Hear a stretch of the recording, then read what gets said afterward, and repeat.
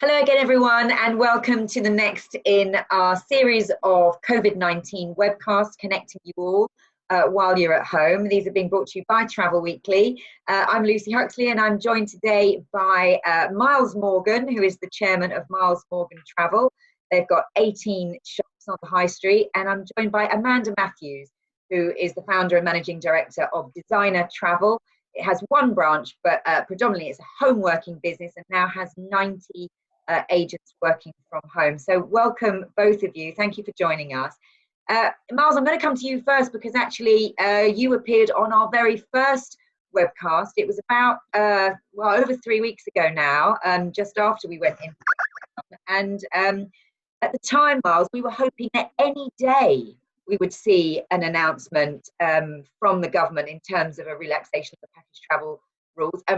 Obviously, it's just dragged on and on and on. So where are you now with your business? How are you coping? And are you kind of not expecting this decision anymore, or are you still hopeful?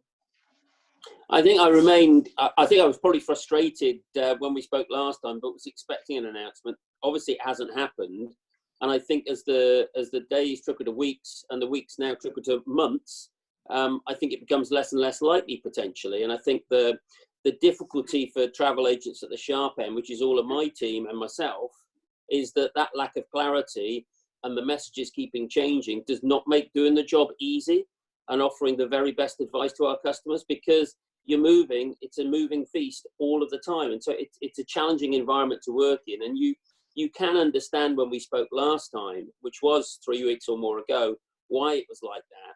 But I think now we've been dealing with it for such a while, you would hope that things would have settled down and things would be a bit more structured than they perhaps are at the moment. Okay, well, let's bring Amanda in. We haven't spoken to you on this video cast before, Amanda. Why don't you just give us an idea of what it's been like before, and in the context of what Miles said, how difficult it is to sort of explain things. What have you been advising your agents to say and to do through this crisis? I think from our point of view, it's been a rough few, it feels like years, but it has only been about 6 weeks. We've got 90 self-employed home workers who are predominantly there all the time for their clients, giving the best service they possibly can. And I think in these really challenging times, it's really hard for the home workers to give the best service when there is just no backup or very little support and clarity within the industry. We've got a situation where we believe many travel agents furloughed staff far too early and far too many, which has impacted our ability to be able to try and rebook and re-protect our customers. We've had no direction from our governing body, the Association of British Travel Agents. So because of that, all the suppliers have gone and chosen their own path and their own decisions, which when you're on the front line trying to explain that to your valued customers who you have worked tirelessly for years to look after, it's really hard, because what was happening at 2 o'clock was different at 4 o'clock. One of the things that we have done from day one, though, is been really open and transparent with our teams, with our customers. We've tried to explain the process of where the money is, because it's easy for customers to believe that the travel agent has the money because we collected it. And when we go on to explain that, the clients are far more understanding. And fortunately, we haven't had many, situations where clients have caused us upset. In fairness, we've had the opposite, where they've just been so very grateful that we've been on the phone there to support them, to guide them through it, to take them through their options.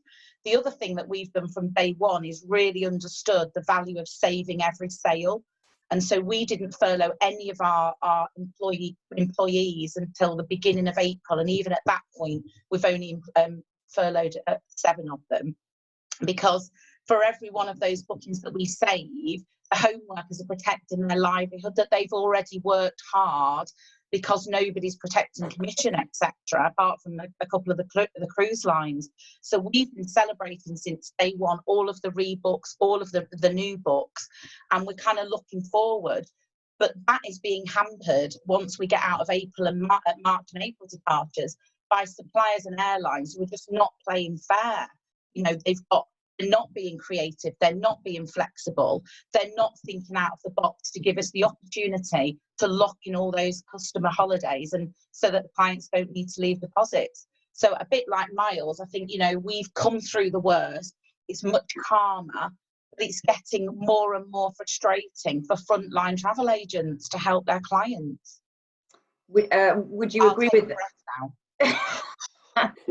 Well, I was going to ask you a follow-up question, but I want to bring Miles in, because would you say it's getting calmer, and would you say it's getting easier to explain to customers? I know you've obviously dealt with or dealt with March, and you're doing April, but what about the next ones, June and July? How's that working with you? I think from when we spoke, I think the best words I could use, we've gained control.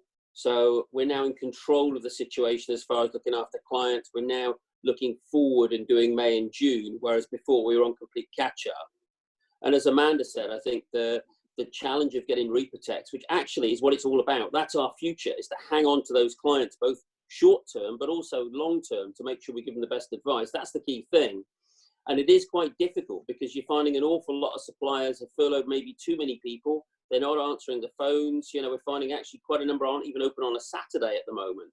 And so that makes the job even harder, because actually that's a mutual goal for everybody. It is for an airline, it is for a holiday company, and it certainly is for a travel agent. And so all the focus should be on protecting and reprotecting bookings, and everybody's work should be to try and do that. And as Amanda said, it isn't as simple as just doing it off the sheet of paper that you've got. It's a matter of thinking more laterally and going, right, every individual one of these clients, we want to reprotect them. What can we do to secure them and keep them interested in the booking?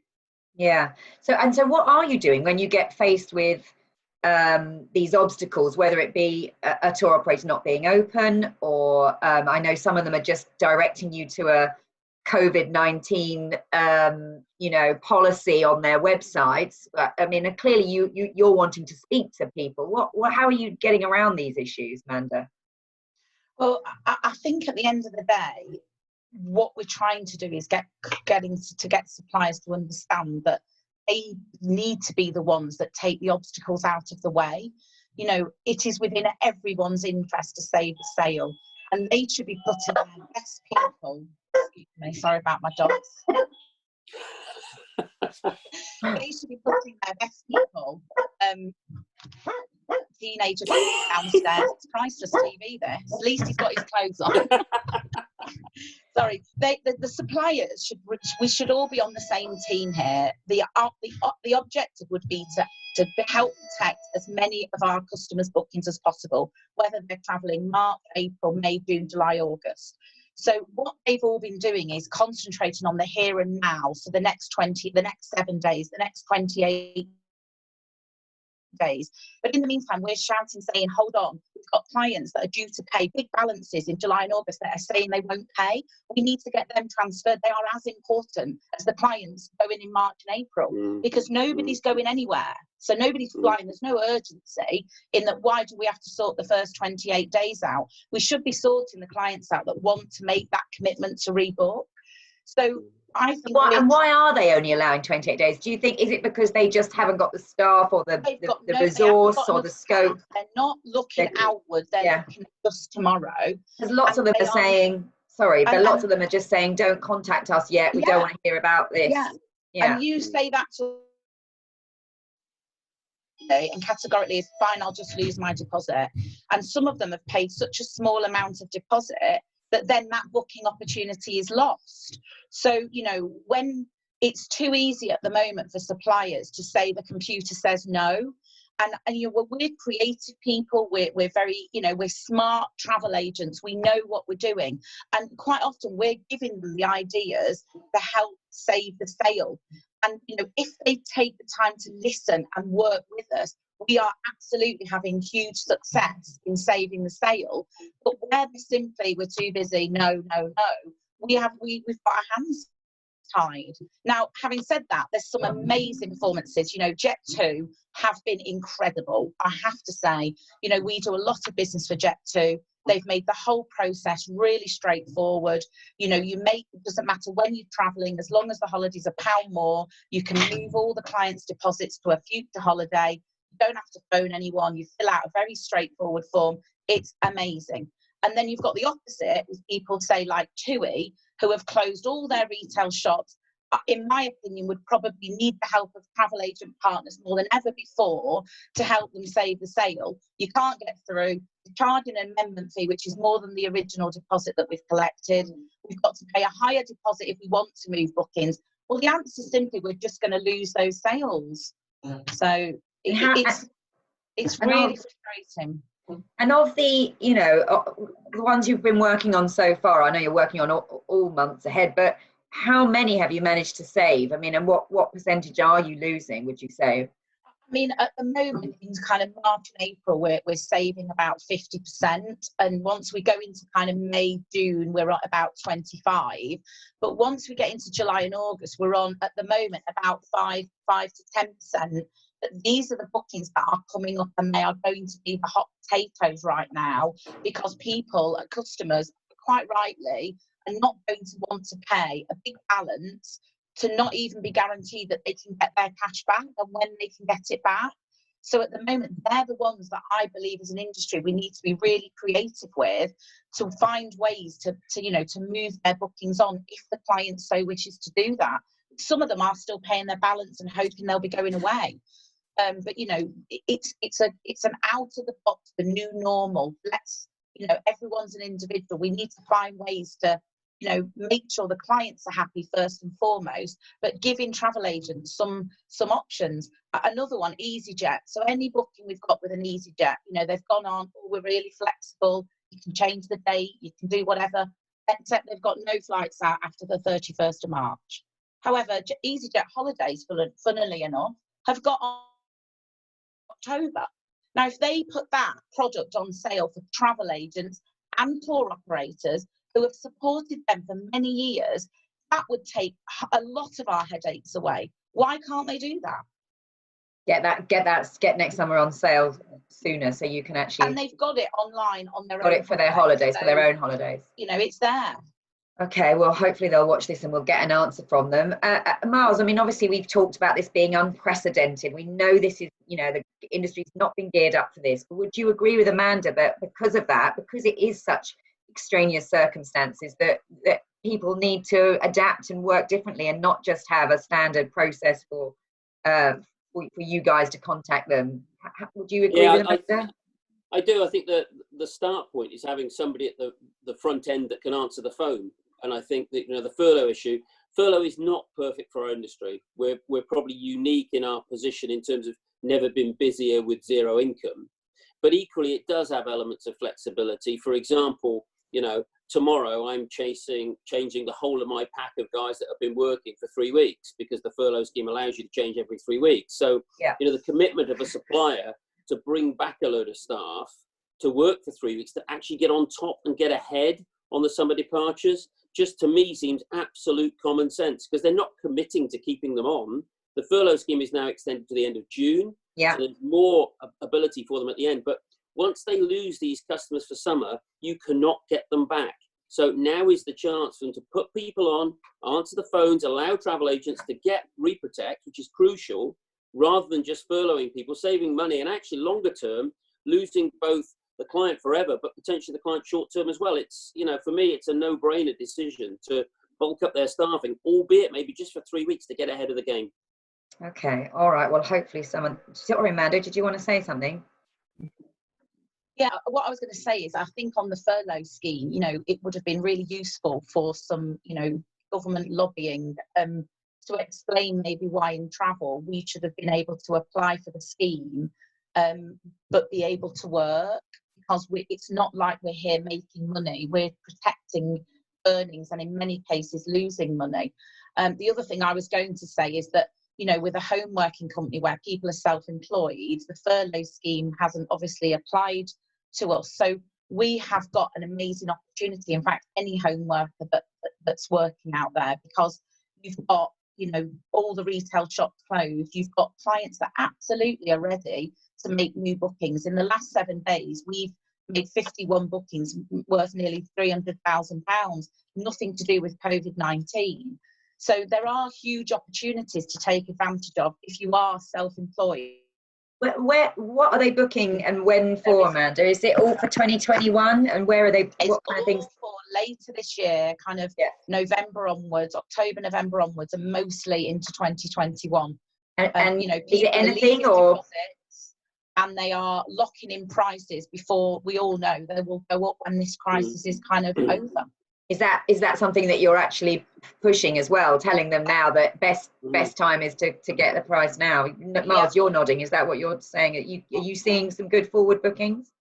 Yeah, we are. I mean, it's surprising. The other thing that's really surprising, I analysed our bookings yesterday for the previous week, and you would be surprised how many cruises are in that list of bookings for next year. All of them with 2021 departures.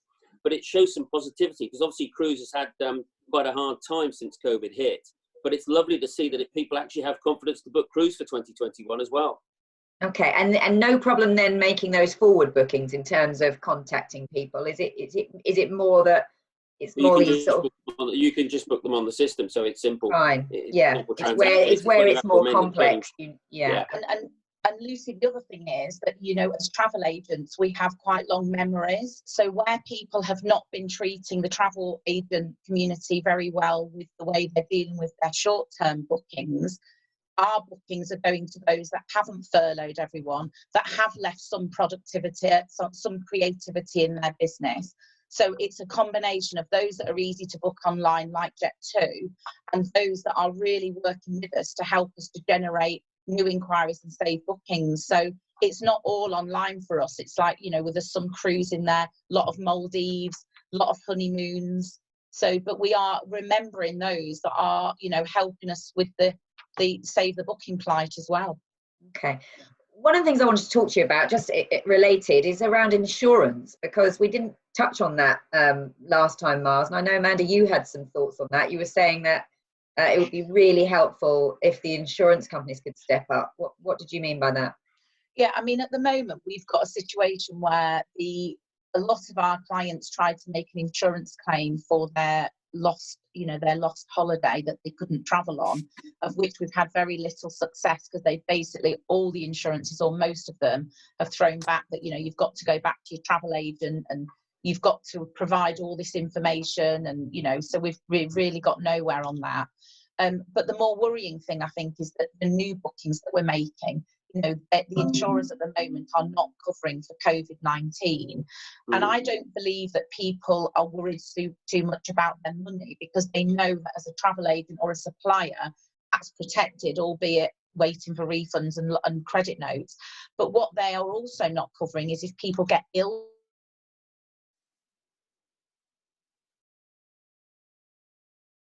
Oh dear, I think she'll come back. Hopefully, I think later on. There we go. Your holiday, you're looking in. Amanda, sorry, we lost you there for a second. So let's just get you to say that's fine. You just froze, but you were saying they're not covering people if they get ill. If they get ill, and they're not covering for people if they're abroad that get COVID-19. And what we're advising our clients is that, you know, if you book now with a small deposit, then by the time you come to pay your balance, where you will need that cover more so, then by then we're hoping that the travel insurance market will understand that they've got to take some of this risk. At the moment, in my opinion, they've got away fairly scot-free compared to the rest of the industry. Because they've not paid out, you're saying at the moment. You're nodding, Miles. Would you agree with that? Yeah, I mean, it's a question that people are asking, not surprisingly. Is COVID covered for next year or not? That situation clearly needs to change, because otherwise there won't be a reassurance for people. And as Amanda says, insurance companies take the rough with the smooth. They all reinsure anyway, and it's a matter of spreading the risk. But I think they need to look at that now if the market's going to recover fully. And particularly for your clientele, Miles, I don't want to generalise too much, but you do have some more mature travellers who I guess might be more, so I'm trying to be polite, but you know what I mean, that might be a bit more worried about health issues, presumably. Absolutely, yes. It's clearly one of the main questions we get asked actually all the time, never mind during the current situation that we've got. We get asked it all of the time. And so COVID clearly will be top of people's minds. And so they need to look at it, and they need to look at it quickly. But I think it's another one of those ones where the days tick by, the days tick into weeks, and the weeks tick into months, and they need to do something about it now to help the industry. Okay, all right. We will put some questions to them.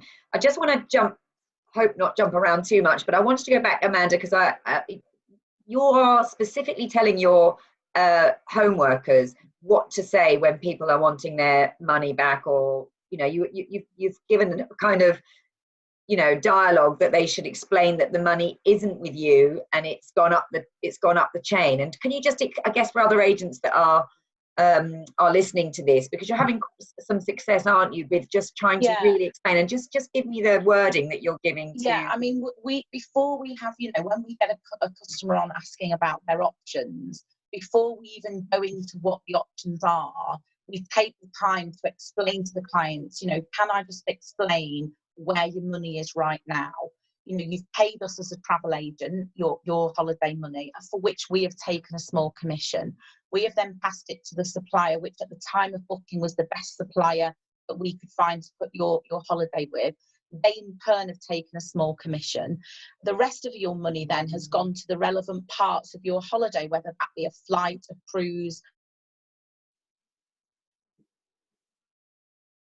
Keep losing Amanda's connection. We'll get her back. Is she going to come back quickly this time? We'll see. Relevant end suppliers. Yes. Sorry, man, you just keep freezing, and then we missed your. I know, a bit like that, but that's fine. So you're explaining that the money has gone to the tour operator who's taken a small commission, then it's gone to either the airline, the cruise line. Carry on from there. So when we then talk to our clients about their need for a refund, the clients are more in a place where they understand it can't be very quick. So when they're saying, but the law is 14 days, we are then saying we absolutely agree the law is 14 days, but the law was set for for odd things that happen in the world, not for the whole world closing down. So at the minute, what we've got to do is go and to all these individual suppliers via the people that we've booked with to obtain the money back. And we generally find that when we explain that up front before we talk about the rebook, etc., the clients are more understanding of where their money is, and they don't then blame us for having their money and not being able to give it them back. Which is why you haven't been having quite such the level of aggro that we have had reports of. Yeah, and also it makes people think maybe a little bit more about having a credit note or a rebook, because they believe, well, actually, I'm going to rebook next year anyway, so we will be able to do that. So I mean, it's kind of an explaining it, and at the same time setting the scene for the client to make the choice that they are happy to make. We are pushing refunds for our clients where they that is the only option they want, but they are taking some time, and there are still suppliers out there saying you can't have them. And which they clearly, that doesn't help you at all and shouldn't be doing. Miles, I just wanted to bring you in on that point though, because I mean the reality is the airlines have got a lot of this money, and I know that you feel quite strongly that perhaps they should be made to refund it. We've heard a little bit like that some is trickling down, I think, now into TMCs a little bit more, but do you feel strongly that more lobbying should be done to make sure the airlines get this money moving, because it is a chain, isn't it? And so if the airlines release it to the operators can release it to the agents. We can see you, Miles. Yeah, I lost you for a minute then. That's okay. It's all right, you disappeared, but you're here. Did you hear my question? It was about the airlines and what we could do to try and release some of this money, because Amanda's just explained it really clearly where it is. And you need to give it, but you're the ones on the front line who are being asked for it. I mean, if you look at the chain is quite clear. It's obvious where the money started with the travel agent. It's obviously where the money has ended up. There is an obvious question, because the airline at the top of that tree have not provided those flights. So, and they haven't provided those flights for tens of thousands of customers, tens of thousands. So clearly, all of that money, because they haven't flown the sectors, should be sat in the airlines. So to my mind, it is quite simple. They should be refunding that money. And my question is quite simple for the Willie Welshes and the Richard Bransons. What have you done with the money? And why are you not refunding it? And this is where I'm slightly at odds with ABTA's view of the world. ABTA clearly are trying the lobbying route to try and get the CAA to change the regulations, which we've seen over the last few weeks. They are getting precisely nowhere with it. At the same time, the airlines are both getting away with doing vouchers and also going for government bailouts. And I'm struggling to understand why ABTA aren't calling out the airlines and saying, the villains of the piece here are these airlines. Why are they not refunding the customers? You know, and if you think about it, how can I explain to one of my customers why an airline is holding on to the money for a flight that they have not even provided? It is just simply not fair. And the people in the middle that are squeezed are the holiday companies who are getting it in the neck from the travel agents.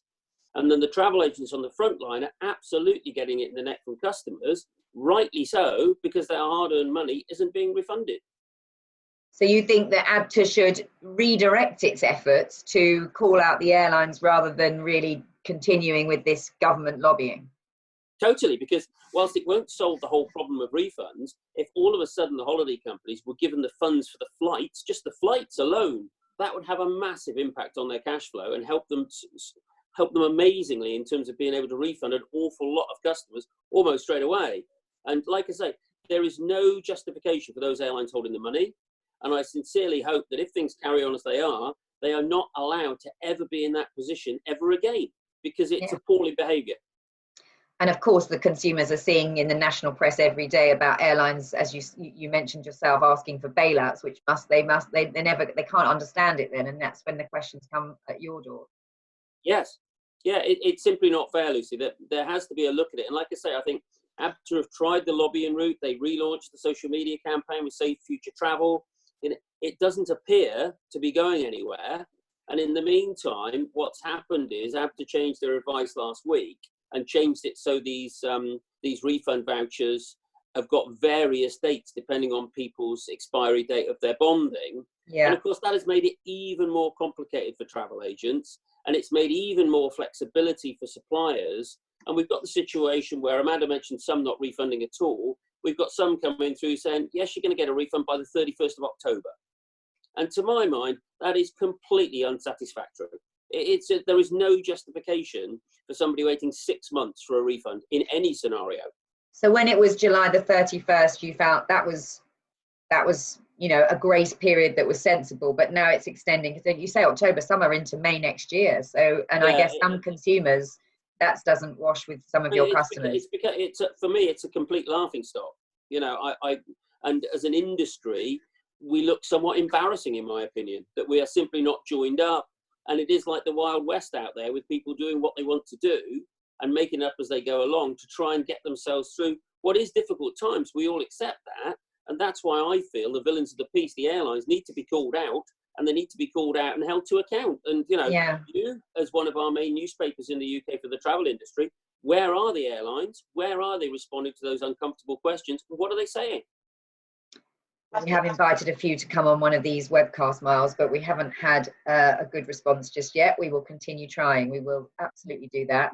Amanda, did you want to come in? Yeah, what I was also going to say to add to what Miles has just said is the other thing that's very, very unfair is that we've got clients that had booked direct with airlines, and we've got clients that have booked with us and their friends have booked direct with airlines. We're here fighting for every refund, and their friends have got a refund already from the airline. So a lot of airlines are paying out direct customers and are withholding funds to the travel trade, which again, we work really hard for our clients. We work so hard to look after them from start to finish. We believe we do that in a way that saves a lot of hassle for suppliers and airlines. And at the minute, I just think there's far too many me people in this industry. And we should be coming together to look after the end clients, whether they've booked direct or not, and giving everyone the same opportunity and not discriminating. Yeah, I mean, it just adds to the confusion, doesn't it? I mean, I have friends in exactly the same situation, actually, Amanda. So I think we could probably all say that, some people have got refunds, some people haven't. They've been told they can't. So, and then people come to me and ask me, and I'm like, oh, it's just everybody's doing something different. And consumers don't understand that. So I absolutely get where you're coming from. I mean, to Miles's point about it being embarrassing, and to your point, Amanda, about us having to safeguard the long-term future of this industry. I mean, what do you think the reputational damage will be on the industry? I mean, a question for both of you. I know that we weren't prepared for this kind of, really difficult scenario, but I mean, in the way that we've handled it as an industry, do you think there will be a long-term damage to the reputation of the travel industry? You want me to go first? Yes, you can do. Okay. There will undoubtedly be damage, and I think if we don't make changes as a result of this, we are not helping ourselves or helping our customers. And I think it starts with people spending or seemingly spending customer funds before the customers actually travel. So it's basic things. So I think, you know, the opportunity to use trust funds and release the cash after the person has traveled has to be the best way that everybody operates, because it's very, very obvious then where customer funds sit. As they work their way up through the chain, they move through trust funds, and when the product is finally provided, the money is released, and then nobody's money is at risk at any point. It's very clear where it is. You know, are the days of bonding and all this sorts of things past? Because it's just too complicated, and it's proven in this situation not really to work. Whereas trust funds seem a simple way to do it. Everybody knows where their money is, and it's very, very clear. So I think there will be damage, undoubtedly, and I think the way to get around the damage is to change the things going forward and actually communicate that very openly with the public and with our customers, so they understand lessons have been learned, things have changed, and people can book again with confidence. And that's the key thing, is confidence in the industry and people's hard-earned money. Okay, anything to add to that, Amanda? I mean, I agree with everything Miles says, but I also think it's a massive opportunity for travel agents, particularly, to really understand the value that they add. And actually, you know, we've been instructing ours now from day one of this to not match the web price. We are not a faceless computer. We should be charging more than a direct customer would pay. And if a direct customer doesn't want to use a travel agent and wants to do all the work themselves, then fine. You know, maybe we've got to understand that it would be better to shrink our business a little and have customers that really do value the service that we provide. We've been there. Some of the online players have turned their phones off. We've answered every one of our clients at any time of the day. That, you know, Karen and I who own the business have been there for all of our people. We've not been stuck in meetings, not answering phones. You know, we're hoping that customers will remember that, and therefore, whatever the shape of the industry looks like, whatever bonding we have, they will remember that we have been there with them, holding their hand, and, you know, and just not just turning the phones off and not really caring about the customers. I hope that will be one of the big changes, and it certainly is one of the ones that, you know, that we will keep pioneering for. You know, some of our clients have even offered, you know, booking fees when they've cancelled, because they want us to get something for the work that we've done. Sorry. I mean, we see it every single time that something happens, whether it's an ash cloud, whether it's a 9/11, whether it's a Gulf War. All of a sudden, the value of a travel agent becomes really abundantly obvious to the client. And unfortunately, it takes times like this for people to really appreciate the value that we add. And I think this time more than ever, as Amanda says, and I think I put it in my Travel Weekly piece, you've got online people that literally run to the hills, not replying to emails, not replying to phone calls. And at the end of this, the travel agents that stand up and do a good job for their customers and the holiday companies will probably be remembered, and their future will be more secure than ever before as a result of the way they behave through this. All right. Well, look, what a brilliant place to end it. I mean, I know it's really tough for you, but that is a silver lining. And I know we're not quite there yet, but that's a great opportunity for travel agents, and as you say, for the tour operators that have been working really hard with you guys. So thank you for your comments. Thank you for your time. And we wish you continued good luck in dealing with this situation and coming out the other side. So thank you to Amanda Matthews from Designer Travel and to Miles Morgan from Miles Morgan Travel. Thank you, guys.